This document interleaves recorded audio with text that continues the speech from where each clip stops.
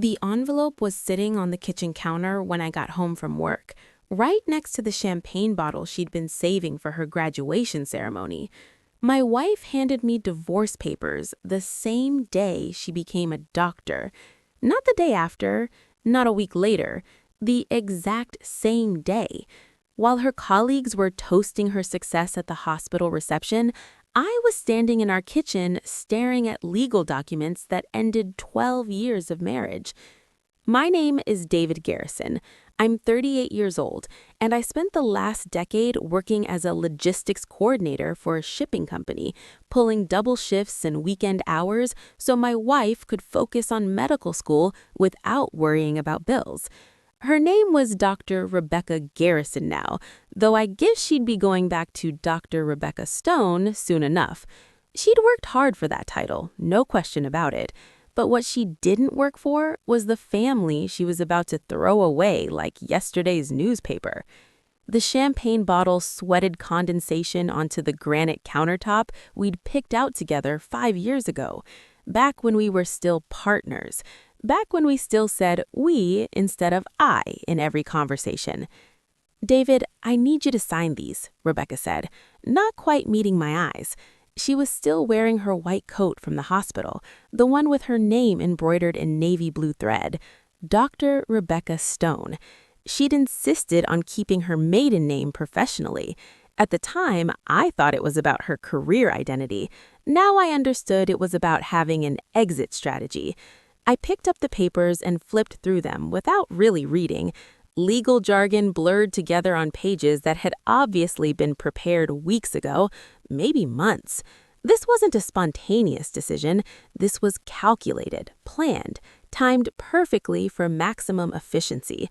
Very doctor-like, actually. "When did you have these drawn up?" I asked, keeping my voice level. She fidgeted with her stethoscope, wrapping it around her fingers like she always did when she was uncomfortable. "Does it matter?" "It matters to me." Rebecca sighed, the kind of exasperated sound you make when someone's asking unnecessary questions. 3 months ago, I was waiting for the right time. 3 months, while I was working 60-hour weeks to pay off the last of her student loans, while I was telling my boss I couldn't accept the promotion because it would mean relocating and Rebecca's residency was here, while I was planning a surprise party for her graduation that apparently wasn't going to happen now. Graduation day is the right time, David. It's a new chapter, clean break, fresh start. You understand? I understood plenty. I understood that the struggling medical student who needed my support became Dr. Rebecca Stone, who needed absolutely nothing from me. I understood that every sacrifice I'd made, every delayed dream, every compromise had an expiration date that nobody told me about. "Where do I sign?" I asked. She looked surprised, maybe even disappointed, like she'd been expecting a fight, some big dramatic scene she could use to justify her decision later. But I wasn't going to give her that satisfaction. I signed every page without reading them.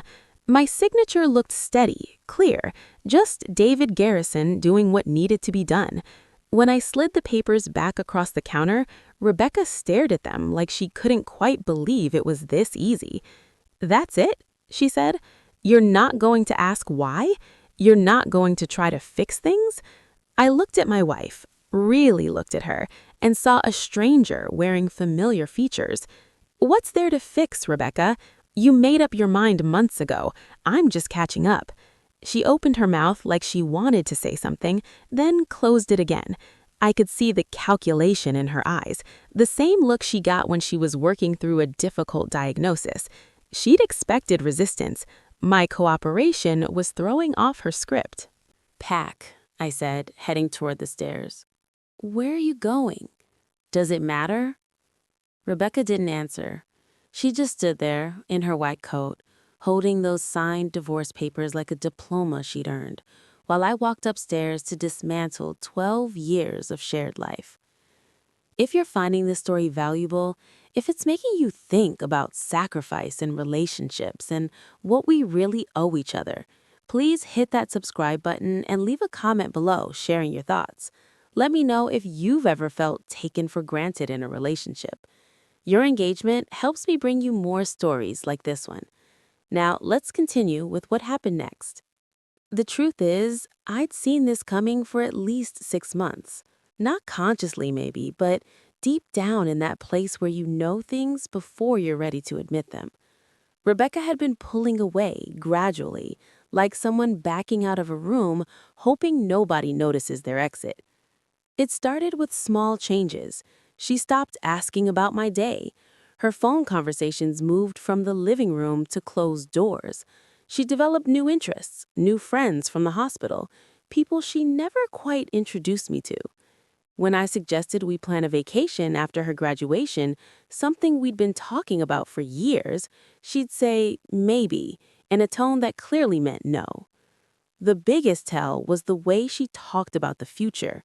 It was always when I finish my residency or once I'm established in my practice. Never we, never us, just I, making plans in a world where I apparently didn't exist. But I'd convinced myself it was stress. Medical school is brutal, residency is worse. She was tired, overwhelmed, focused on her career. Once things settled down, we'd reconnect. That's what I told myself while I worked extra hours to cover the bills, while I ate dinner alone, while I fell asleep on the couch waiting for her to come home from the hospital. I packed my things systematically, the way I approached logistics problems at work. Clothes, personal items, documents, photographs. I left behind everything we'd accumulated together, the furniture, the kitchen stuff, the artwork we'd picked out at street fairs. Let her keep the material evidence of our marriage. I was interested in a fresh start, not a custody battle over coffee makers. My phone rang while I was packing my books. It was Tyler, my best friend since college. He'd been my best man at the wedding. He had watched this whole relationship unfold from the beginning. "Hey man, how was Rebecca's graduation?" he asked. "Eventful," I said. "She gave me divorce papers." Silence. Then, "She what?" "Right after the ceremony, had them all ready to go. Very efficient." "David, I'm coming over." "Don't, I'm leaving anyway. I'll call you later." "Where are you going?" "Haven't decided yet." I hung up before he could argue. Tyler meant well, but I wasn't in the mood for sympathy or advice. I needed to think, to process, to figure out what came next in a life that had just had its foundations demolished. It took me 3 hours to pack everything that mattered. I carried boxes down to my car while Rebecca stayed in the kitchen, probably calling her mother or her lawyer or maybe that doctor from the hospital. She'd been spending so much time with him lately. Dr. Nathan Pierce, thoracic surgeon, divorced, handsome in that silver fox way that made nurses giggle. I'd met him twice at hospital events, both times walking away with the distinct impression that he knew my wife better than I did. When I carried down the last box, Rebecca appeared in the doorway. "David, we should talk about the logistics, the house, the accounts, visitation schedule." "Visitation schedule?" I nearly laughed. "Rebecca, we don't have kids. What exactly am I visiting?" She had the decency to look embarrassed. "I meant, when you want to pick up mail or whatever." "Forward my mail, keep the house, keep everything. I don't want any of—" "Oh, that's not practical. We need to divide assets properly." "Fine. Your lawyer can send the paperwork. I'll sign whatever you want. But right now, I'm done." I loaded the last box into my car and took one final look at the house we'd bought together when Rebecca was in her 3rd year of medical school. We'd been so excited that day, talking about the future, about filling those bedrooms with kids, about growing old together on that front porch. All of it was fiction, apparently, a story she'd let me believe until she didn't need me anymore. "David," Rebecca called from the doorway as I got into my car, "I hope you know this isn't personal." I started the engine and looked at her through the windshield. "Everything about marriage is personal, Rebecca. That's the point." I drove away from that house, that life, that version of myself who'd believed that love and sacrifice meant something. The rearview mirror showed Rebecca standing in the doorway, already pulling out her phone to call someone, probably Dr. Pierce, telling him it was done. The dead weight had been cut loose. I drove for 3 hours before pulling into a motel parking lot somewhere outside the city limits, the Budget Inn, $49 a night, the kind of place where the carpet was older than my marriage. It would do for now. I carried my boxes inside, unpacked enough to function, and sat on the edge of the bed staring at nothing. My phone buzzed with texts. Tyler asking where I was, my mother wanting to know if Rebecca had liked the graduation present she'd sent, my boss asking if I was still planning to come in Monday. I turned the phone off and lay back on the scratchy bedspread, listening to muffled television sounds from the next room. For 12 years, I'd defined myself through Rebecca, supported her dreams, adjusted my life around her schedule, made her success my primary goal. And I'd done it willingly, even enthusiastically, because I believed we were building something together. A partnership where sometimes one person carries more weight so the other can achieve their dreams. Then you switch roles and build each other up in turn. Except we never got to the switching roles part. The moment Rebecca didn't need me anymore, I became disposable. I must have fallen asleep because when I opened my eyes again, it was dark outside and my phone was buzzing angrily on the nightstand. I turned it back on without remembering doing so. 17 missed calls from Rebecca, 23 text messages, each one more frantic than the last. The first few were practical. We need to discuss the house insurance. Did you take the spare car keys? Your mother called. What should I tell her? Then they shifted tone. David, this is childish. Call me back. We're adults. We can handle this maturely. You can't just disappear. The last one, sent 20 minutes ago. David, please, we need to talk. I made a mistake. I stared at that message for a long time. Part of me wanted to call her back, to hear what she had to say, to maybe find out this was all a misunderstanding. But I knew better. Rebecca hadn't made a mistake. She'd made a calculated decision that no longer served her purposes now that I'd actually left. Instead of begging for another chance, I turned the phone off again and went back to sleep. The next morning, I woke up with absolute clarity about what I was going to do next. I'd been postponing my own life for so long that I'd forgotten I even had dreams that didn't revolve around being Rebecca's support system. My logistics company had been trying to promote me for 2 years. The position was in Seattle, managing West Coast operations, significant raise, real responsibility. I turned it down because Rebecca's residency was here. Well, Rebecca's residency was her problem now. I made 3 phone calls. First to my boss, accepting the Seattle position.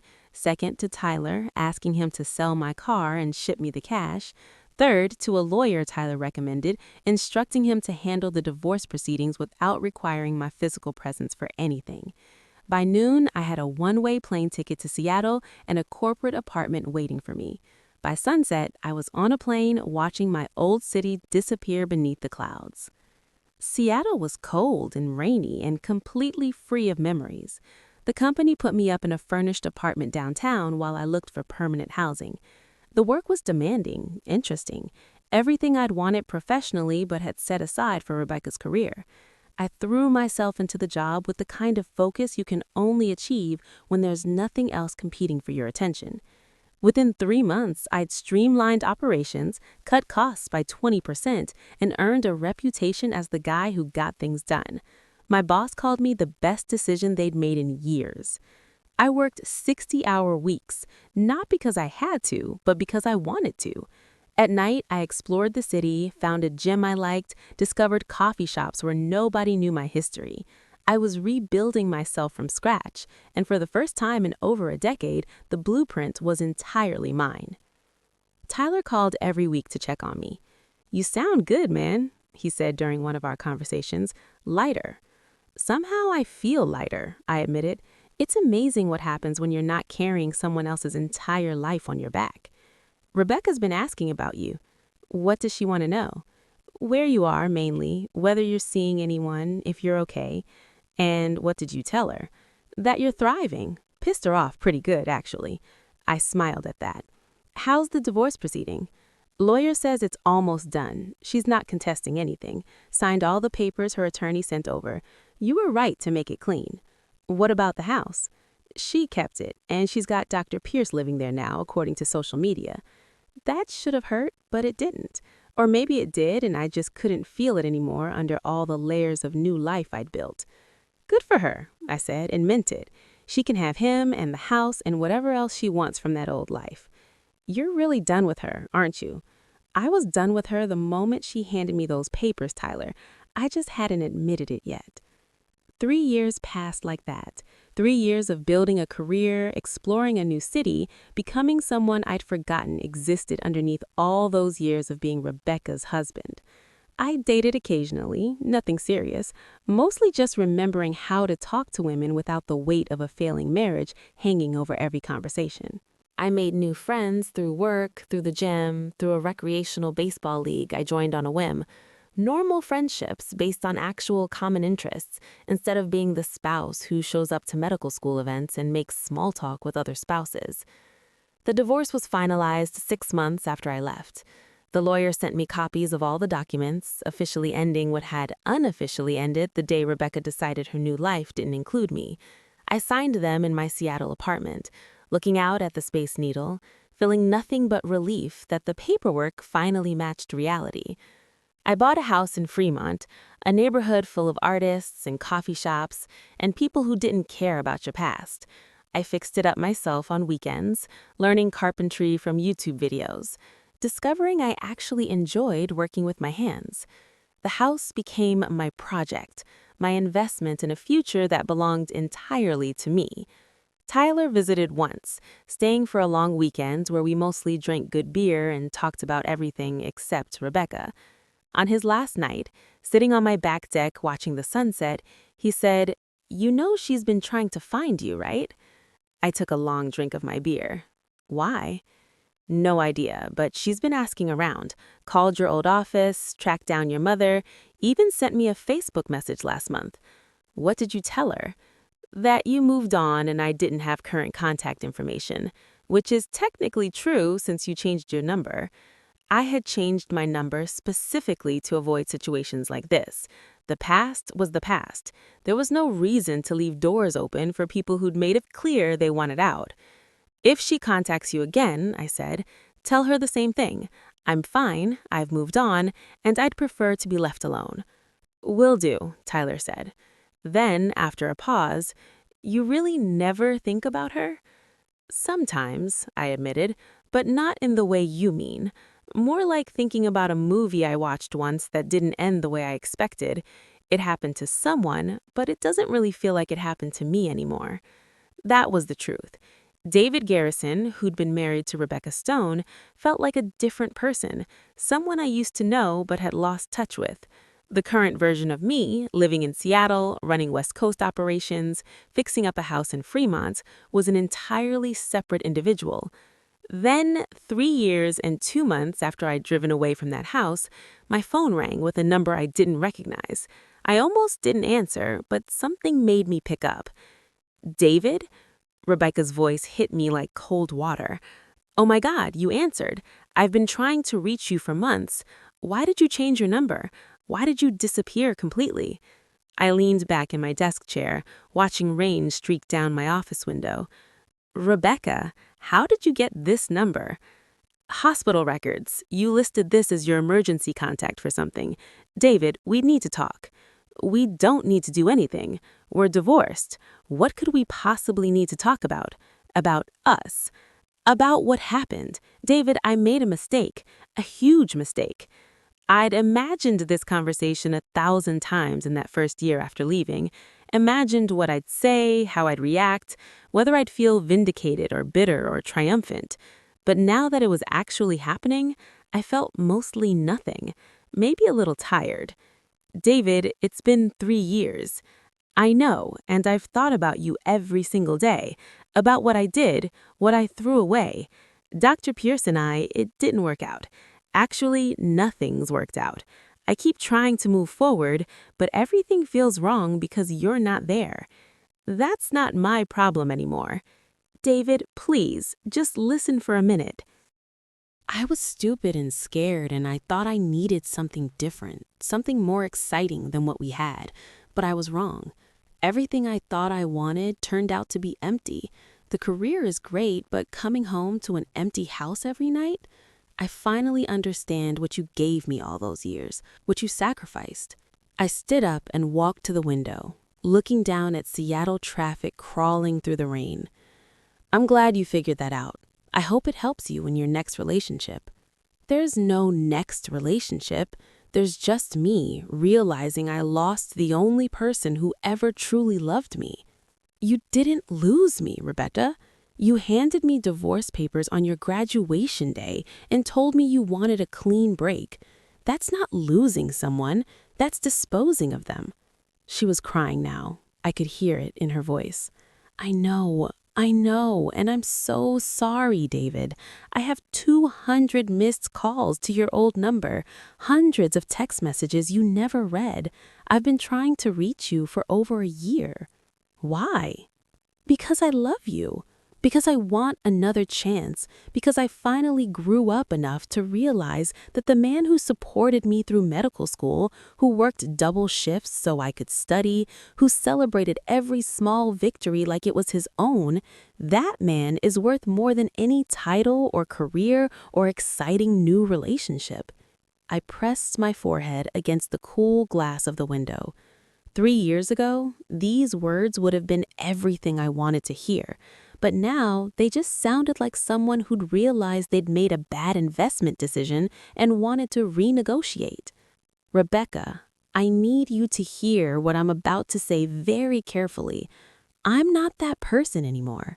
The David Garrison who loved you unconditionally, who would have done anything for you, who built his entire life around supporting your dreams, that man died the day you handed him those divorce papers. I'm someone else now. Someone who learned that you can't love someone enough to make them stay if they've already decided to leave. That's not fair. Fair? I almost laughed. Fair would have been having this conversation before you filed for divorce. Fair would have been telling me you were unhappy instead of planning your exit for 3 months. Fair would have been treating your husband like a partner instead of a stepping stone you could discard once you didn't need him anymore. There was silence on the other end. Then, quietly, "What are you saying?" "I'm saying thank you for the lesson. Thank you for teaching me that I'm worth more than being someone's support system. Thank you for forcing me to build a life that's actually mine. But I'm also saying goodbye, Rebecca. For real this time. Please don't try to contact me again." "David, wait!" I hung up. My phone immediately started buzzing with calls from the same number. I blocked it. Then I sat at my desk for a long time, watching the rain, feeling something loosen in my chest that I hadn't realized was still tight. Tyler called 20 minutes later. "Dude, Rebecca just called me freaking out, said you hung up on her and won't answer. What happened?" She found my number. Wanted to reconcile. I said no. "How do you feel?" I thought about it. "Free. I feel completely free." "Good," Tyler said, "because between you and me, she doesn't want you back because she loves you. She wants you back because Dr. Pierce dumped her for someone younger and her residency is brutal. And she finally realized being a doctor isn't as glamorous as she thought. You're not a person to her, man. You're a safety net." "I know." "And you still don't want to even hear her out?" "Tyler, if someone throws you away, you don't give them the chance to throw you away twice. I learned my lesson. I built a new life, and nothing she could say would make me want to go back to being the person I was when I was with her." We talked for a while longer, but eventually I had to get back to work. A shipment was delayed in Portland, and my team needed guidance on rerouting. Real problems with real solutions. So much simpler than the complicated mess of Rebecca calling 3 years too late with apologies that didn't change anything. That night, sitting in my house in Fremont, working on refinishing the hardwood floors in the spare bedroom, I thought about the David Garrison who'd stood in that kitchen signing divorce papers. He'd been broken, maybe, but he'd also been smart enough to walk away clean, to not fight for something that was already gone, to start over somewhere new instead of haunting the ruins of a dead marriage. 3 years later, I was proof that sometimes the best thing someone can do for you is let you go, even if they didn't mean it as a gift at the time. My phone buzzed one more time that night, a text from an unknown number that must have been Rebecca using a different phone. "David, please, I'm begging you. Just one conversation, just coffee. Let me explain. Let me apologize properly. I'll come to Seattle, please." I stared at those words for a long time. Part of me, maybe a small part that still remembered loving her, wanted to say yes, wanted to hear the explanation, accept the apology, maybe even give her another chance. But the bigger part, the part that had learned and grown and rebuilt itself over 3 years, knew better. Some doors close for a good reason. Some chapters end because the story needs to move on. Some relationships teach you what not to accept ever again. I deleted the message without responding. Then I went back to refinishing my floors, building my house, living my life, the life that Rebecca's divorce papers had accidentally given me permission to create. Sometimes the worst thing that happens to you turns out to be the best thing that could have happened. You just have to be willing to walk away and find out what comes next.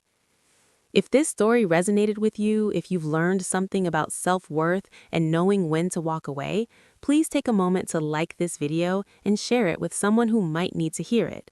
Leave a comment below about a time when losing something turned out to be the beginning of something better. Your stories inspire these videos, and I read every single comment. Thank you for being here, and I'll see you in the next one.